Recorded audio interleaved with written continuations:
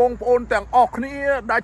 ចូលចិត្តនិយមតាមដាន YouTube របស់ខ្ញុំបាទថ្ងៃនេះអូហូចង់និយាយថានៅប្រទេសកូរ៉េទិដ្ឋភាពនៅពេលនេះស្រស់ស្អាតមែនតើបងប្អូន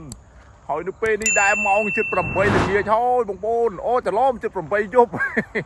ហើយមុននេះមុនទិដ្ឋភាពនៅពេលស្មាននេះបងប្អូនចង់និយាយថាអែមស្រែមែនតើបងប្អូនអើយអែមណាស់បងប្អូនឃើញអត់ចង់និយាយថាចឹងណាបងប្អូនអើយវាស្រែវាស្រូវលកឃ្យូស្រងាត់ស្រងាវអស់ហើយបងប្អូនអើយចង់និយាយថាទិដ្ឋភាពស្មាននេះស្អាតណាស់បងប្អូនអើយហើយទៅខាងនេះវិញទៅផ្លូវក្រវ៉ាត់ក្រងបងប្អូនផ្លូវក្រវ៉ាត់ក្រងហើយស្មាននេះគេបើកភ្លើងព្រាតហើយបងប្អូនឃើញអត់គេបើកភ្លើងព្រាតហើយបើនៅអាគារខាងនោះវិញបងប្អូននោះនៅអាគារខាងនោះឆ្ងាយណាស់បងប្អូនឃើញអត់ដល់កោបងប្អូនអើយចង់និយាយថានោះស្រស់ស្អាតមែនតើស្មាននេះបងប្អូនយើងគាត់ជាថ្ងៃដែលគេសម្រាបងប្អូនចង់នោះគេបាននៅចិត្តអស់ហើយភ្លើងភ្លឺបើកគ្រប់បន្ទប់ហើយបងប្អូនអូហូហើយមិនមែននៅ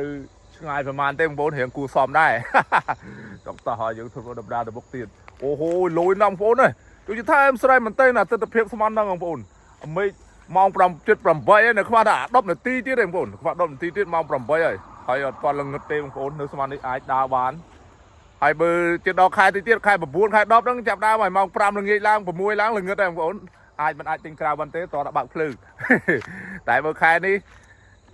អត់អីទេបងប្អូនម៉ោងถึง8អីអាចនៅភ្លឺនៅមើលគ្នាឃើញបានបងប្អូន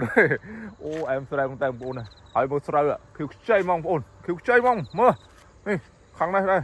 ខាងនេះខៀវខ្ចីហ្មងអែមស្រែមែនតើហើយមកទៅខាងក្រោយនោះសុទ្ធតែអាគារខ្សាប់ភ្នំ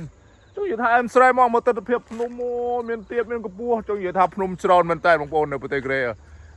ភ្នំច្រើនណាស់បងប្អូនភ្នំមកទៅយកទៅណាទេបងប្អូនហើយនៅខាងនោះក៏មានភ្នំដែរនោះ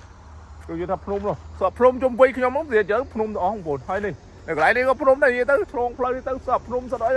អូចង់និយាយថានៅប្រទេសកូរ៉េនៅភ្នំច្រើនណាស់បងប្អូនភ្នំច្រើនណាស់នេះអែមស្រែមែនតើបងប្អូនអូហូទិដ្ឋភាពស្ប៉ានេះស្អាតមែនតើបងប្អូនឲ្យបងប្អូនដែលនិយមតាមដាន YouTube របស់ខ្ញុំកុំភ្លេចជួយ like និង Subscribe Channel YouTube ខ្ញុំម្នាក់មួយផងបាទអរគុណច្រើនបាយបាយ